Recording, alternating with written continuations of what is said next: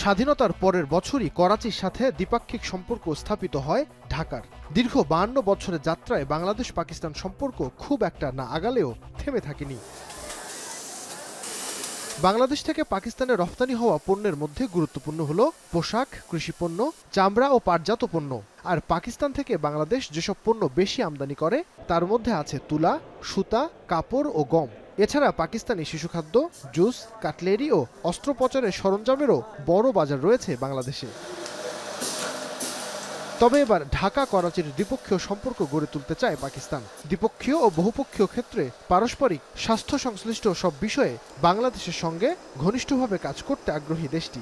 Doctor ইউনূসের নেতৃত্বে অন্তর্বর্তী সরকার গঠনের পরপরই এক চিঠিতে এমন আগ্রহের কথা জানিয়েছিল পাকিস্তানের প্রধানমন্ত্রী শাহবাজ শরীফ।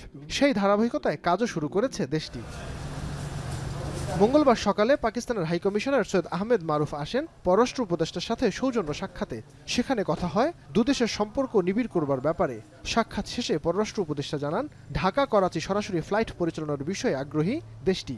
পাকিস্তানের হাইকমিশনার এসেছিল একেবারেই কার্সি দেখা করতে। প্রথম আমার সাথে আসলে তো আমি তো কয়েকদিন পরে দেশের বাইরে গেছিলাম, কাজে সে তখন সে চেয়েছিল কিন্তু সময় দিতে পারিনি, এই জন্য তাকে সময় দিয়েছে। এটা একেবারে সে বলেছে, আমি বলেছি তারা বিমানের সাথে নিয়ে যোগাযোগ করছে, এটা কমার্শিয়াল ভিত্তিতে হবে, যদি হয় আমাদের তো কোনো সমস্যা নেই।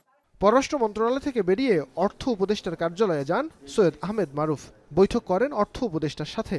এখানে উঠে আসে দ্বিপাক্ষিক সম্পর্ক জোরদারের বিষয়। রাষ্ট্রদূত বলেন, বন্যা পরবর্তী পরিস্থিতিতে বাংলাদেশকে সহযোগিতা করতে প্রস্তুত Pakistan. We had a wonderful discussion regarding the economic and trade relations between Pakistan and Bangladesh. We touched nearly every aspect of that, and we are looking forward to have greater and more in-depth economic and trade cooperation and interaction with Bangladesh, inshallah, in the coming days.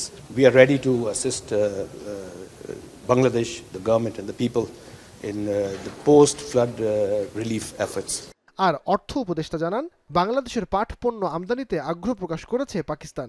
Dhaka Karachi flight সরাসরি না হয়ে Dubai ফ্লাইটে ট্রানজিটের বিষয়ে চিন্তা করা হচ্ছে।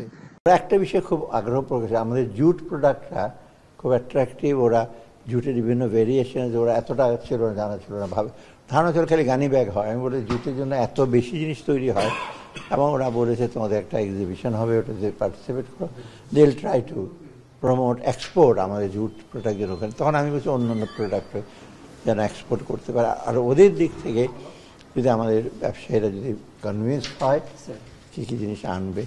এর আগে স্বরাষ্ট্র উপদেষ্টার সাথে বৈঠকে বাংলাদেশিরা ভিসা ফি ছাড়াই পাকিস্তানে যাতায়াত করতে পারবে বলে জানিয়েছিলেন সৈয়দ আহমেদ মারুফ। নাইম আবির, এখন, ঢাকা।